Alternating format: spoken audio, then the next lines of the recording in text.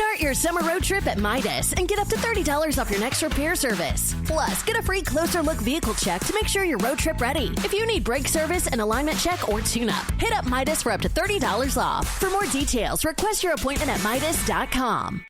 Five Below means hot stuff, cool prices. Get the trends in your feed for way less. Candy, beauty, tech, room decor, and more. Plus, extreme value finds in our 5 Beyond shop. Yup, you could say we're kind of a big deal. Shop in stores and fivebelow.com. Thanks for choosing this free Anfield Index podcast. If you'd prefer to listen to this or any of our other shows without adverts, then now's the time to check out Anfield Index Pro. With AI Pro, you can supercharge your entire listening experience. You'll not only get all of our podcasts without the ads, but you'll have them far faster with our Quick Publish feature available exclusively for subscribers. AI Pro also puts you in the heart of our sound studio, with an option to listen to many of our shows live and interact with the podcasters in real time as the shows are recording. Upgrading couldn't be easier. AI Pro is available on all popular podcast platforms. Just head on over to AnfieldIndexPro.com and get started today. Hello and welcome to Daily Red, your lunchtime catch-up on all things Liverpool FC on a Wednesday where we are only a couple of hours away from the official introduction of Arne Slot as Liverpool manager, a 4 p.m. release time for the content that people have been whinging for nigh on a month now. So that's nice, isn't it? Other than that, I mean, the Euros are obviously ongoing and the Copa America is getting ready to kick off. That's tomorrow night. I think it's fair to say that things are fairly quiet at the moment. There's some rumours, and to be fair, there's some well-sourced. See on This Is Anfield is a piece about the homegrown quota, which really isn't anything we need to worry about. And the piece points to the fact that, you know, you have to have 8 senior homegrown players to register a full squad of 25. But it's a really nonsensical thing because, for example, Harvey Elliott will not count as a homegrown player this coming season, but he is going to play a decent amount of football for us. Conor Bradley will not count as a homegrown player, but he's going to play a decent amount of football.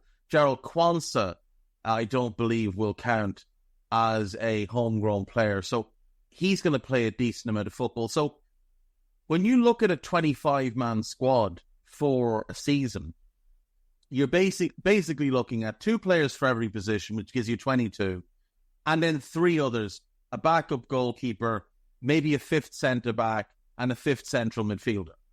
But if your plan is to play, for example, Harvey Elliott as the backup to Mo, and Conor Bradley as the backup to Trent, and Kwanzaa as the backup to Virgil, and let's say Stefan Bajcetic is the 5th central midfielder, well, there's 4 players that will not count as homegrown and don't need to be registered. So why on earth would you register 4 other players? It's just nonsensical.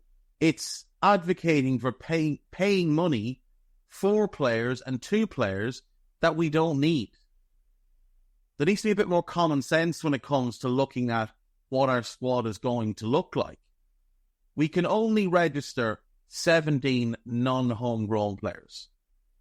And that's the be-all and the end-all of it for the Premier League. That's the only rule that's actually in place. You do not have to register 8 homegrown players because you don't have to register a squad of 25. And if you look back over the past couple of seasons, a lot of clubs don't register a squad of 25. Now, the rules for the European Cup are different, but that's fine. We worry about them at another time. I'm not really buying the argument that we need to focus on homegrown players. The same drivel was fed to us last summer by different outlets, and we signed 4 foreign players. Now, Ryan Gravenberch did not count as a non-homegrown player this past season because of his age. He will this season ahead. The piece does point out that at the moment we have two, I believe it's actually three, open, oh no, it's two because Gravenberch took the third one, open non-homegrown slots. But Adrian is leaving, so that will create a third. So that's Matip, Adrian, and Thiago gone. In all likelihood, Costa Simicas goes. And it wouldn't be a surprise if Luis Diaz goes. And we could sell Andy Robertson because he is declining and his value is going to only plummet from here. And given his age and his contract status, it would be a smart move to sell him. And all of these things would open non-homegrown slots. If they decided that the best thing for Ryan Gravenberch was to send him on loan for a year, that would open a non-homegrown slot. So there's plenty of ways for us to work around our squad issues or potential issues, perceived issues. There's no reason to be concerned about the homegrown quota. What else do we have? Now, this is very good. So this is Anfield have put together how the fixtures will look with the international breaks, cup dates, and the Champions League dates. So Sam Milne has put this together. So August, it's just the 3 Premier League games. You've got Ipswich away, Brentford home, United away. Then you have the first international break, which is the first week of September after the Manchester United game. Then we play Forest on the 14th. Now, some of these league matches are obviously subject to change based on TV. At the moment, the only fixtures that have been set for TV are on the first weekend. We get Nottingham Forest, then it's Champions League, then we play Bournemouth, then it's League Cup, and then we play Wolves. Then, at the start of October, it's Champions League, then Crystal Palace, then international break, then Chelsea, then Champions League match day 3, then Arsenal, and then the 4th round of the FA Cup is predicted to be at the end of October. But I think ideally we might just get ourselves binned out of the League Cup in the 3rd round and not have to worry about those extra games. Into November, Brighton, Champions League match day 4, Aston Villa, the 3rd international break, because of course, Southampton, Champions League match day 5, Manchester City, and then in December, it is Newcastle away, Everton away, Champions League match day 6, Fulham, League Cup quarter-finals, Tottenham, Leicester, and West Ham. So a very, very busy month in December, 8 games, if we're still in the League Cup. This is reason enough to get dumped out of the League Cup a bit earlier. In January then, we would have Manchester United, then a potential League Cup semi-final, then the FA Cup 3rd round, then Nottingham Forest, then a potential League Cup 2nd round, then Brentford, or League Cup 2nd leg, I should say, then Brentford, then Champions League match day 7, because remember, you play 7 games in the group phase now. I'm sorry, 8 games in the group phase now. So then it's Ipswich, and then it is Champions League match day 8 at the end of the month. So again, a very busy month if we're still in all of these competitions.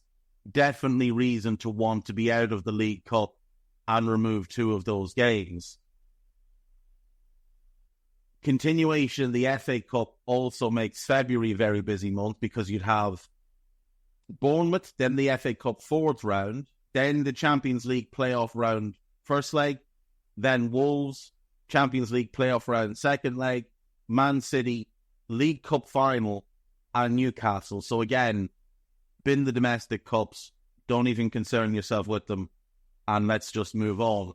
That would remove then the need for an FA Cup 5th round at the start of March, which would be followed by Champions League round of 16 1st leg, then Southampton, Champions League round of 16 2nd leg, then Aston Villa, then another international break, then the FA Cup quarter-finals, which is obviously where our season started to go to shit this past year. So bin all that. Into April, Everton, Fulham, Champions League quarter-finals 1st leg, West Ham, Champions League final 2nd leg, Leicester, Tottenham, FA Cup semi-finals and Champions League semi-finals first leg. Now, if we are in the FA Cup semi-finals, that Tottenham game would have to be moved. That then creates more issues along the way. So there is no real argument to try and win either of the domestic cups this year. None at all. There's no argument to try and win either of them. It just will create far too much chaos in the season. So bin them off good and early and let other clubs worry about them. In May, we will have Chelsea, a Champions League semi-final, Arsenal, then an FA Cup final. And if we're playing in the FA Cup final, it would move our game against Brighton. Then we play Crystal Palace. And then the Champions League final is the 31st of May. So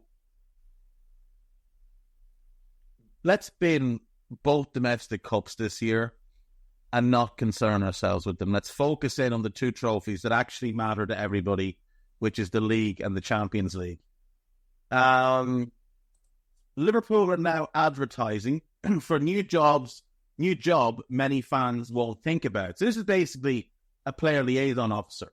This is basically they're calling it a player care administrator.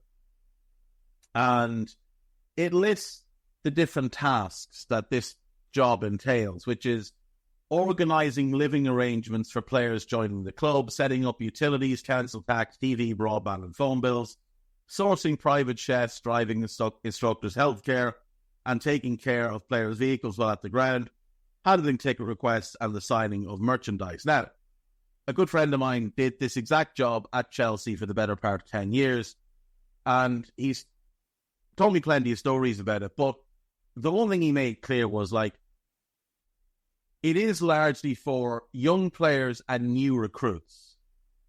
And once they settle in and get a bit older and get more used to things, they do start to take care of a lot of the stuff by themselves.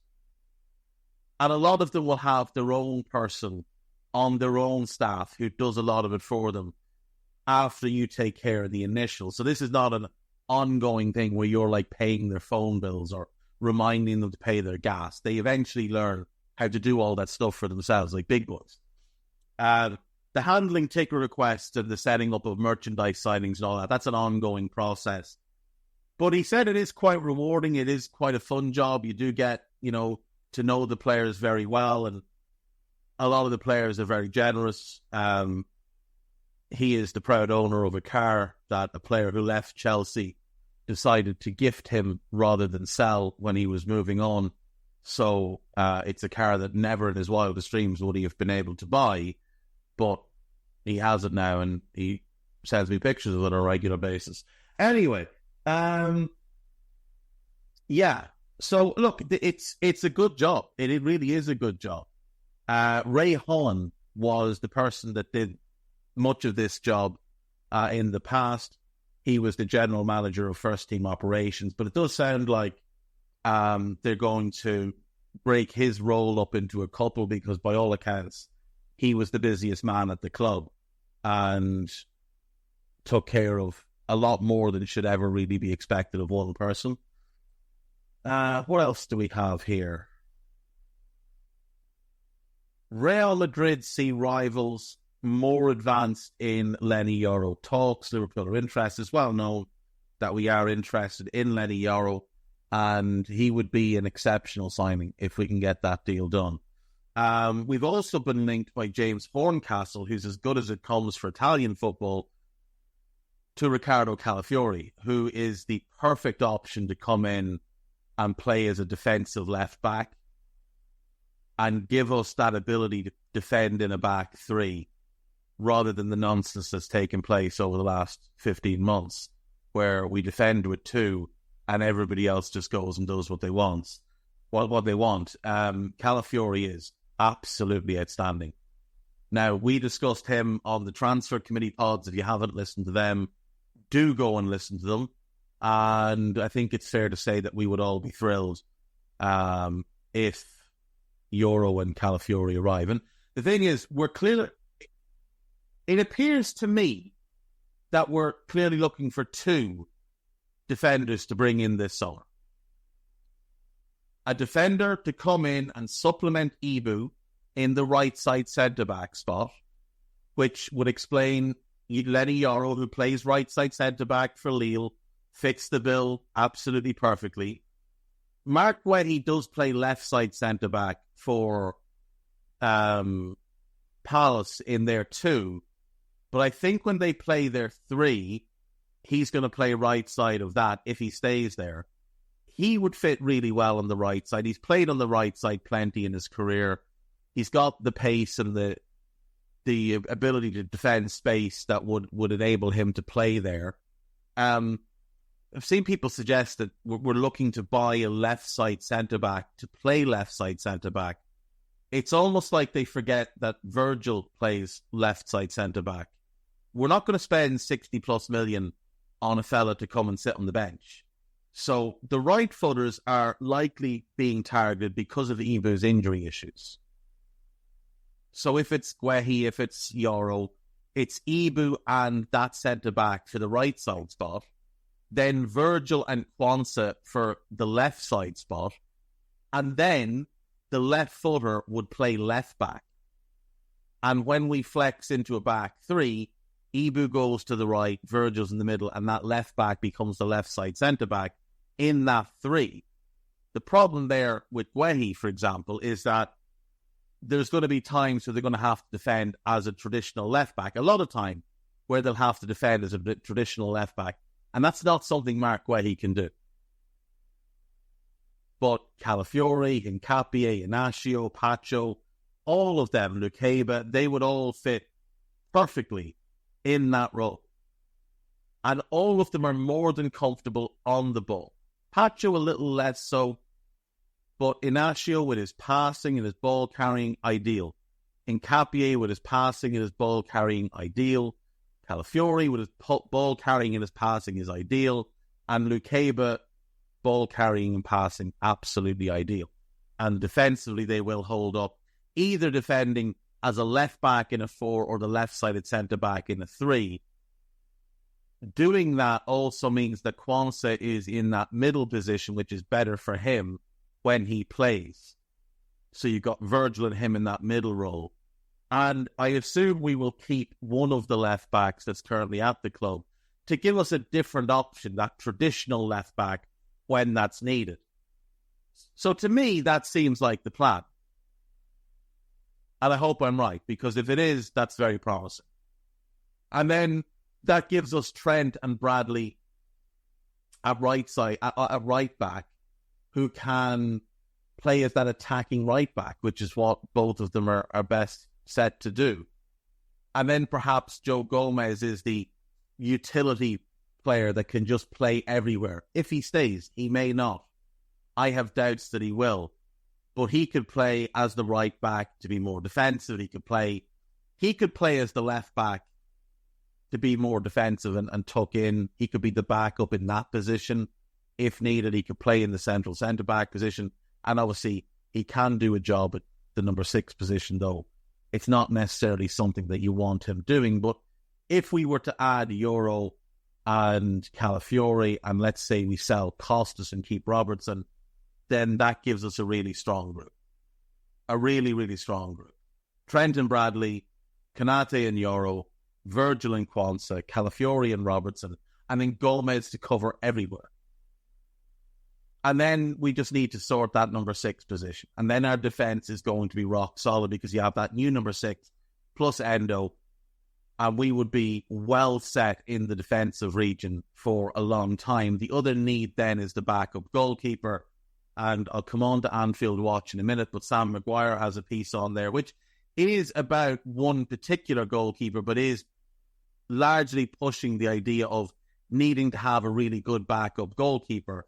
Obviously, Quivin is there at the moment. He may stay. My guess is he'll leave. He made it pretty clear he's looking to leave. I don't think we'll stand in his way. I also don't believe this idea that, Liverpool will only sell if they get this offer. Because if he has a bad season, which he did in 22-23, then his value is going to drop. And Michael Edwards is not really in the business of letting players' values drop. He's in the business of selling them at the peak of their value, which is where Queevings is now. It's never going to get any higher while he plays for us. So he can go, and we can, I think, just promote Yaros is what I would be a proponent of. And then look to bring in like an Alex McCarthy to replace Adrian, because then he's homegrown, as is Yaros. And then that will put to bed all the drivel around the homegrown issue. But it doesn't cost us anything. So you could sell Queeving for 20 million, bring in Yaros, who we already have, and that 20 million can go on another position. I mean, that 20 million is half the fee for Calafiori. If you could sell Costas for 15 to 18, or say 15, and Nat Phillips for 5 million, well, those three deals, that covers Calafiori. Yaros steps in. We don't need a replacement for Nat Phillips. We've enormously upgraded our group without actually having to spend any money. All we've done is move on some players that we no longer want or need, or in Queeving's case, one that actually wants out the door. So then the only real expense in the back line and goalkeeper would be the fee for Euro, which is 50 to 60 million, which is easily affordable for us. And then that defensive midfielder is the next thing to do. So yeah, I think it's straightforward enough for us to end up coming out of this summer with a really strong defensive group.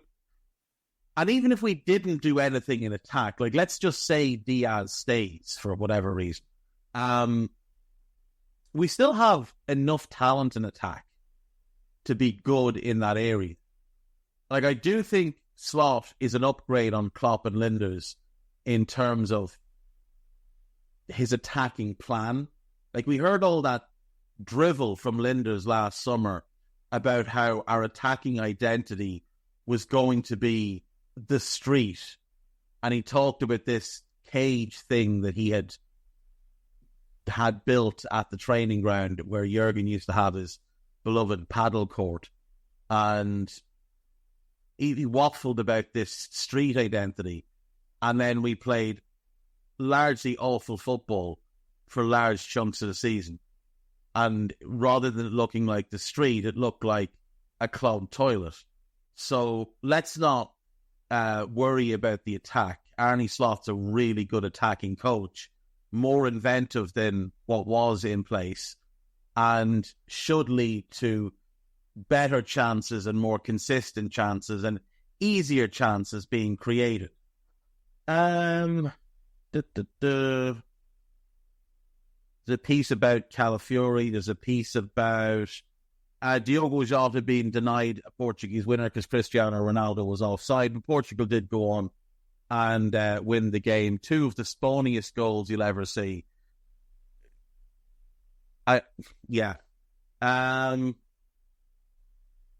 Premier League clubs could refuse call-ups for the next AFCON amid fixture clash. So yeah, there's chaos with the AFCON.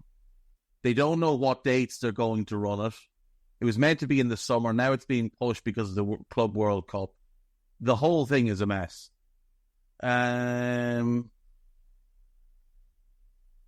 Luis Diaz to Barcelona. New claims from Spain and Colombia. Transfer meeting set. Hopefully something comes out of that.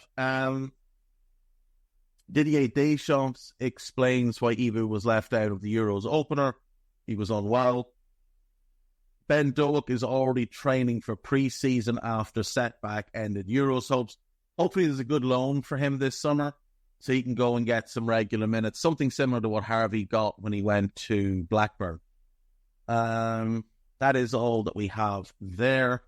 Let's look at Anfield Watch. There is obviously no looking at the nonsense from Liverpool.com at the moment, but there is a piece on Kavica Kvaratskhelia that leads the way on Anfield Watch. And if we sell Diaz, I think we should just turn around and buy him. I do. I think we should just turn around and buy him. Him or Elise. Him to play left wing with Dominic as the 10, or Elise as the 10 with Dominic as the left wing. Whichever is preferred. Ideally, I'd love us to go and get Elise and Kvaratskhelia, because Elise as the successor to Mo would also allow us to use Mo as the 9 in some games and give us another elite level option. But like the idea of Elise, Szoboszlai and Kvicha behind the striker is, well, pretty incredible, to be fair. Liverpool back in for Euro 2024 sensation after walking away from deal last summer. So this is a piece about Arda Güler, who scored an absolute worldie for the Turkish team, for the Turkish national team against Georgia. We were allegedly in the mix for him last summer, but he ended up, according to ESPN, we walked away and he ended up going to Real. Superb talent. Absolutely superb talent. I don't believe Real would allow him to leave. I just don't see it. If we want to go and sign the next, not the next first time, because he's actually a bit older, but like the next available player of that ilk could be available at a pretty good price, then Matthias Sula of Juventus is the one to go and get. But again, just sign Elise. So there's also, like I said, there's a piece by Sam Maguire, and this piece is on Michele Di Gregorio of Monza, who is being linked with a move away. He's been linked to the move to Juve. Super talented. Had a great year this past year. Bizarrely left out of the Italian national squad. But he's one that has been linked. I'm not sure we need to go and get him, because I do think there is a real high chance that Jaros is a top goalkeeper. But if we do want to go and buy, he makes some sense. There's a piece about David Hanko. Hopefully now we won't be buying him, because he's just not of the level. There's a piece about Trent getting more nonsensical criticism about his performance when he was absolutely fine. And Phil Foden and Harry Kane were by far the worst England players. Liverpool cult hero Joel Matip duped into posing with OnlyFans model at Euro 2024. I mean, the guy took a picture with someone. We don't need to say any more than that. There doesn't need to be an article. And, like, I'm not being funny, but, like, I saw this picture and I genuinely thought this was some kid that was taking a picture with him. The girl looks about 15. So, like, you know, he probably just looked at her and thought, oh, this is just a young fan. Nonsensical. Liverpool legend offers damning Phil Foden England 2024 verdict. Okay, we'll come to that. There's a couple of ones. I saw something else. Oh, yeah. Cristiano Ronaldo offside VAR call ruins Diogo Jota pregnancy announcement celebration. That I didn't actually know that that's what Diogo was doing. But yeah, maybe that's what that was.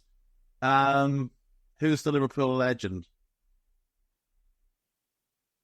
Oh, John Barnes.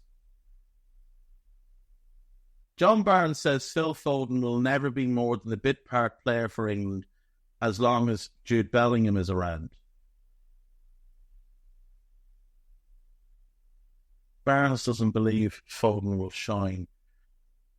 Yeah, I mean, look, John Barnes is the best person to speak on this, because John Barnes was the best English footballer for many a year, and yet when he played for England, never replicated that level. Rarely replicated that level. So Barnes knows all about it. So yeah, I mean, he's well placed to speak on it. There's also a piece from Sam Maguire yesterday where he's talking up the chance of, or the he's talking up the signing of Levi Colwill. He doesn't mention whether there's a chance or not.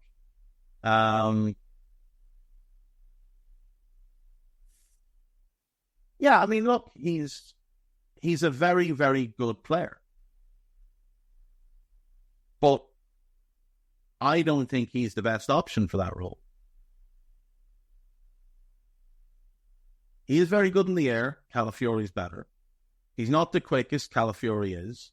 Calafiori's bigger, more athletic, stronger, better on the ball. Colwill's very good. But for the price, 70, 80 million, it's not a deal that would make a whole bunch of sense for us at this point. On to AnfieldIndex.com. There is a piece on Calafiori, a piece on Di Gregorio, a piece on Ben Doak, a piece on the staffing stuff going on at the club, and a piece on Cody Gakpo. And then podcast-wise, we have 2 new podcasts for you. Simon Brundish and Dave Carolyn on Fatigue Index to discuss the season ahead and the fixture list. And then there is a transfer pod. It is Trent Downey and Dave Davis to discuss the latest stories around the club. And like I said earlier, there's actual real stories from actual journalists now, like not from spoofers. Actual journalists are linking us to Guehi, to Yarrow, and to Calafiori, which, I mean, that's fun, you know? Right, I'll see you all tomorrow. We hope you enjoyed listening to this Anfield Index show. Please be sure to subscribe to our channel so future podcasts find their way to your device automatically. There's nothing quite like fan engagement, and we'd love to know what you think of anything discussed on this show. The best way to get in touch is over on our free Discord community, where both podcasters and listeners debate the hottest LFC topics 24/7. Sign up free now at AnfieldIndex.com/Discord. You won't regret it.